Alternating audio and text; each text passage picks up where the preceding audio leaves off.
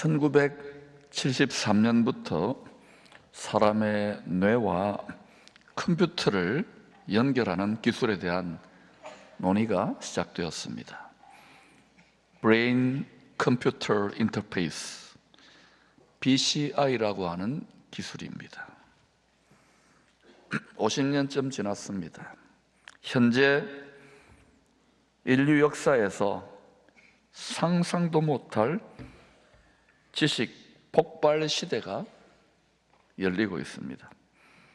요즘 이 BCI 시장, 뇌와 컴퓨터를 연결하는 이 시장을 개척, 선점하려고 하는 기술 개발 경쟁이 치열하게 벌어지고 있습니다. 여기에 로봇, 인공지능, 우주산업, 유전자 공학 등등 산업 구조에 혁명적인 변화가 일어나고 있습니다. 지식 폭발의 가속화에 따라 심지어 영생 비즈니스에 대한 논의도 활발하게 진행되고 있습니다. 유명한 잡지죠, 뉴욕타임즈. 2045년 이 싱귤래리티라고 하는 특이점이 되면 인공지능이나 로봇이 사람을 뛰어넘어서 사람의 마음의 생각을 해킹해서 집어넣어서 영생을 할 수 있다고까지 주장합니다. 약 2600년 전에 다니엘 선지자는 지식이 빠르게 더해지는 폭발하는 이런 때가 올 것을 이미 예언했어요. 다니엘아, 마지막 때까지 이 말을 간수하고 이거를 봉함하라. 지금 예수님 오셔서 마지막 때가 시작됐으니까 이제는 봉인을 뜯어야 되는 거예요. 많은 사람이 빨리 왕래하며, 이제는 마차 타고 배 타고 아니잖아요. 점점 더 빨라질 겁니다. 빨리 왕래하며 지식도 어때요? 더하리라. 세상과 왜 이렇게 와글와글 복잡하느냐고요? 너무 많은 지식과 말들이 안 들어도 되고 안 봐도 돼요. 대충 보면 돼요. 보아야 될, 들어야 될 말들은 뭡니까? 하나님의 말씀, 하나님이 하시는 일, 성령이 하시는 일에 집중하시기를 축원합니다.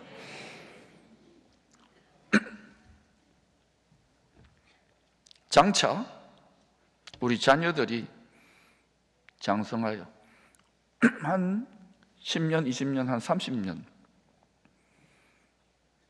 이들이 직면하게 될 시대는 어떤 세상이 될 것 같습니까? 과학으로 영생을 비즈니스화하겠다는 것을 원하는 시대입니다. 하나님은 한 번 죽는 것은 사람에게 정해진 것이요라고 하는데 거침없이 지식인들이 이런 이야기를 해요. 우리 자녀들이 어떤 세상이 되어서 거기서 먹고 살아야 되겠습니까? 그리고 하나님 말씀을, 썩지 않는 하나님 말씀을 먹고 살아야 될 것 같아요. 왜 어른 세대들이, 부모 세대들이 우리의 성장하는 자녀 세대들을 위해 기도해야 되는지 깊이 한번 성경을 읽어보시기를 축복합니다. 성경대로 정한 때가 되면 하나님이 때를 정합니다. 불법의 아들 짐승 즉 그리스도가 잠시, 뭐라고요? 따라합시다. 잠시 온 세상을 다스리게 될 것입니다. 그거는 따라 안 해도 돼요. 그러나 성경대로 해산의 진통 후에 아기가 태어나서 산도를 빠져나가시듯이 엄마가 비명을 지르는 것처럼 그런 진통 후에 반드시, 이건 따라합시다. 반드시 다시 오실 그리스도, 그건 안 해도 돼요. 반드시 카트 다시 오실 그리스도께서 온 세상의 왕으로 다스리게 될 것입니다. 이것이 성경을 통한 우리의 흔들리지 않는 복된 소망이 되어야 됩니다. 율법의 말씀을 지켜 영생에 이르기를 힘써온 니고데모가 밤중에 몰래 예수님을 찾아와 묻습니다. 자기 의로, 자기 경건과 노력으로 영생에 천국에 이르려고 애를 썼습니다. 근데 절망한 거예요. 종교는 이겁니다. 인간의 자기 공로와 의로움으로 이룰 수 없습니다. 여러분 노력해서 하나님 말씀 순종할 수 있습니까? 못합니다. 순종하지 말라는 말입니까? 아닙니다. 우리의 노력과 생각과 모든 열심을 못 박을 때, 그것을 깨뜨려질 때, 고운 가루가 될 때 부활의 영, 예수의 영의 권능으로 감당할 수 있는 거예요. 니고데모는 얼마나 열심히 하나님 말씀에 순종하려고 애를 썼는데도 절망했습니다. 영생에 대해, 천국에 대해 물어보러 온 거예요. 주님은 물과 성령으로 거듭나야 영생을 얻게 될 것이라고 알려줍니다. 유대인의 종교 지도자였습니다. 또 묻습니다. 니고데모가 이르되 사람이 늙으면 어떻게 날 수 있사옵나이까? 두 번째 모태에 들어갔다가 날 수 있사옵나이까? 우리 다시 태어난다, 본 어겐, 거듭남이라 그러잖아요. 거듭나고 싶어요? 엄마 뱃속으로 다시 들어가야 됩니다. 니고데모가 이런 정도의 생각밖에 못하는 거예요. 주님이 뿌린 복음의 씨를 마음밭에 심으면, 우리 마음밭에 심었지요? 새한테 뺏기면 안 돼요. 미혹한 악한 영들, 세상 생각들에 뺏기면 안 된다고요. 잘 지켜야 돼요.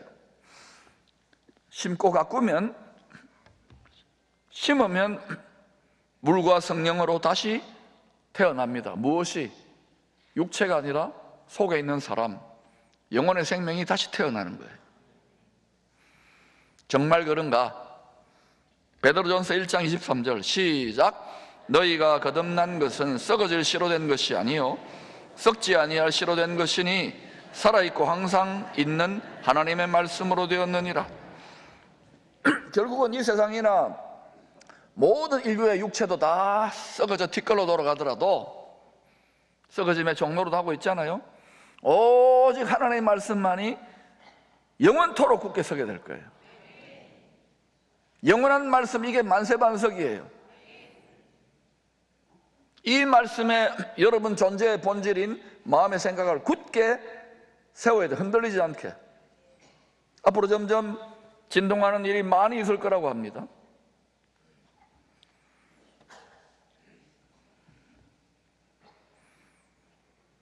약해지면 안 돼요. 하늘에 있는 지극히 높은 산으로 주의 영으로 인도를 받아 올라가야 됩니다. 그럴 때 이 세상 정사와 권세와 하늘의 악한 영들을 밟을 수 있는 권능을 받아 이 시대에 주의 통로가 되는 거예요. 축복의 수로가. 왜 혼신을 다하여 예배드려야 되는지를 깨닫기를 축원합니다.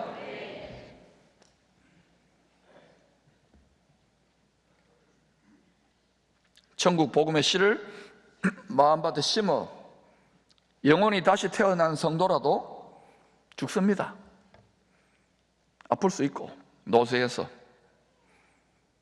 죽으면 육체는 썩어 티끌로 돌아갑니다. 왜? 아담이 거짓의 아비, 뱀, 마귀의 미혹하는 말을 받아 먹었기 때문에, 마음밭에 심었기 때문에. 여기에 하나님의 모략이 있는 거예요. 죄를 가지고 들어온 세상 임금의 머리를 밟기 위한, 예수 그리스도가 오실 때까지 밟고 십자가에 모략이 있는 거예요.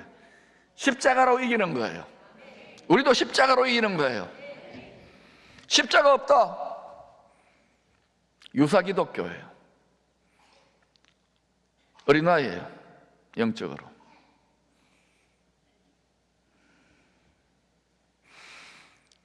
예수 믿는 속사람이 거듭난 성도가 죽어도 실상은 성경대로 그리스도 안에서 잠자고 있는 것입니다.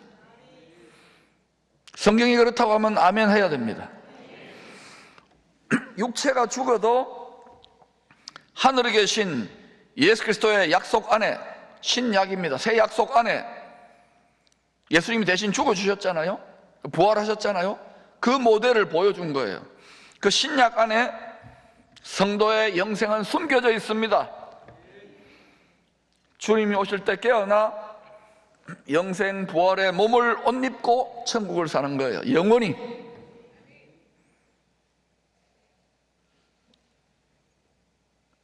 그래서 예수 믿어야 되고, 예수의 복음을 끝까지 모든 민족 땅끝까지 예수의 복음이 전파되어야 끝이 나는 거예요. 믿음의 결국은 썩지 않을 부활의 몸으로 영생하는 것입니다. 영생과학으로 우리 뇌에 있는 생각을 해킹해가지고 어디 뭐 로봇에 집어넣어가지고 영생한다, 난 그런 영생은 싫어요. 요즘 그런 걸 원해요.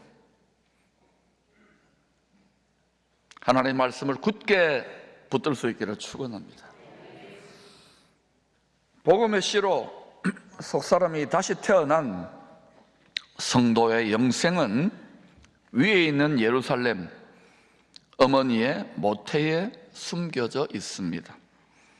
갈라디아 4장 16절, 오직 위에 있는 예루살렘은 자유자니 죄와 사망으로부터 자유하는 겁니다. 곧 우리 어머니라.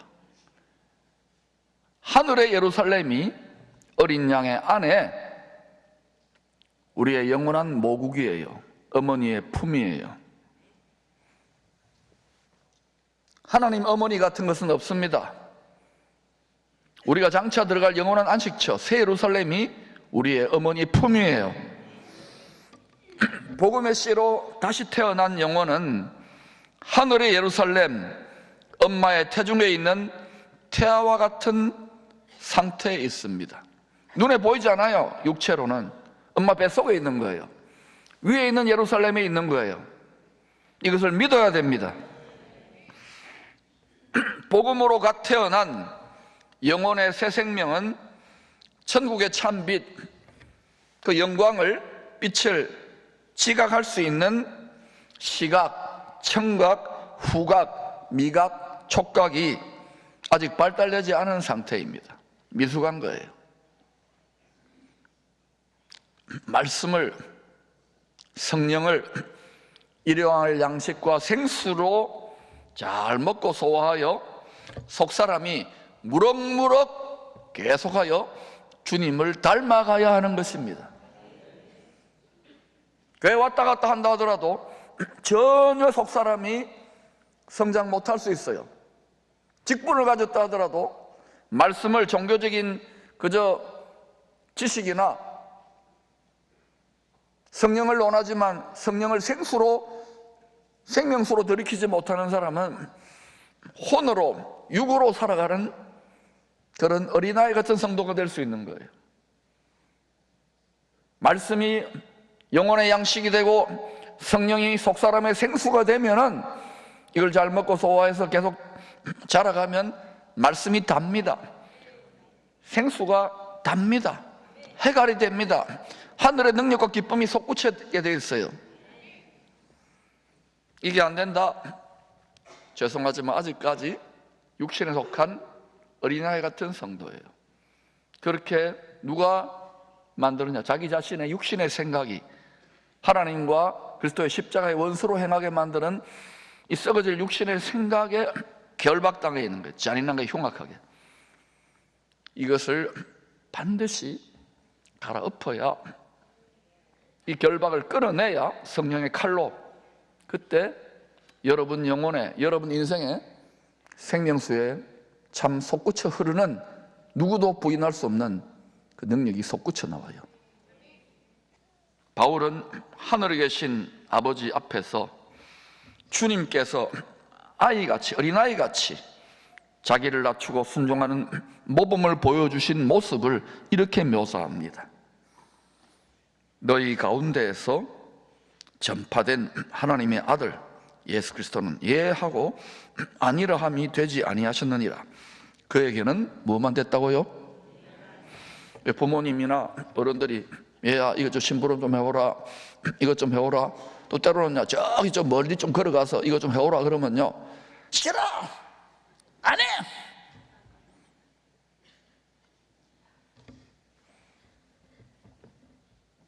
근데요 얘만 하는 아이가 있었어요. 예수님입니다. 따라합시다. 예, 예, 예. 성경이 하라 하면 예, 하지 말라 하면 예, 아니요 없어요. 따라합시다. 예, 예, 예. 다음 주에 또 no 할 거예요. 나가면 또 아니요 아니요 할 거예요. 그래도 자꾸 말을 바꾸세요. 말을 바꾸면 생각이 바뀌고, 생각이 바뀌면 삶이 바뀌고, 삶이 바뀌면 이 땅의 운명뿐만 아니라 영원한 운명이 바뀝니다. 따라서 예, 예, 예스, 예스, 할렐루야.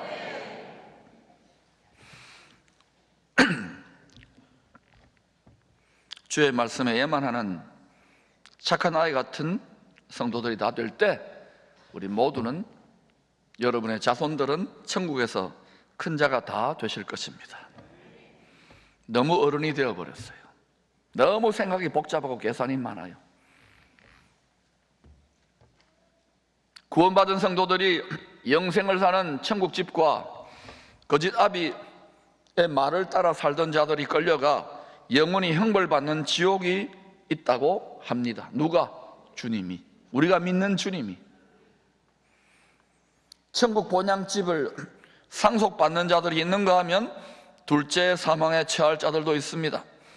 그러나 두려워하는 자들과 믿지 않은 자들과, 교회를 나오는데도 성경을 안 믿고 예수님을 안 믿어요, 하나님을 안 믿어요, 믿지 아니하는 자들과 흉악한 자들과 살인자들과 음행하는 자들과 점술가들과 우상 숭배자들과 거짓말하는 모든 자들은 불과 유황으로 타는 못에 던져지리니 이것이 둘째 사망이라. 죽는 것은 아닙니다. 심판의 부활로 영원히 형벌받는 죽음보다 못한 처지가 되기 때문에 둘째 사망이라고 하는 거예요. 사람은 한 번만 죽어야지 두 번 사망하면 절대 안 돼요.